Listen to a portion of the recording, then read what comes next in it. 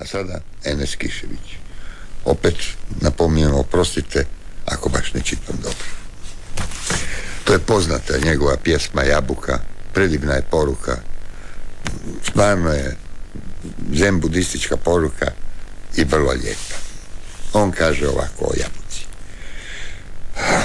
Jabuka jedna neobrana još se drži na grani.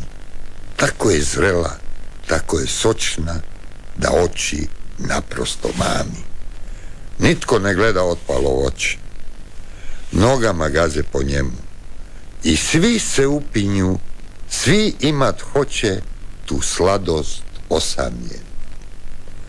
Palo je lišće, pale su kiše i snijeg već po njoj pada, ali ona blista u goloj krošnji ko sunce iznad grada.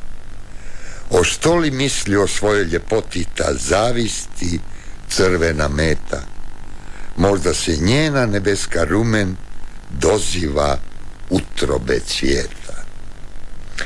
Penju se djeca, klipaju starci, vjetru se rose zubi, još nitko ne prođe, a da se na nju kamenom ne nabaci grubim.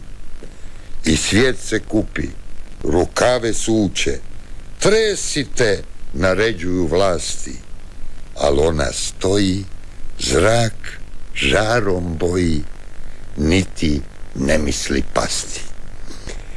Padoše sjekire, padoše riječi, uz krik se stropošta deblo i gle, sve oči padoše ka zemlji, a jabuka pade u nebo.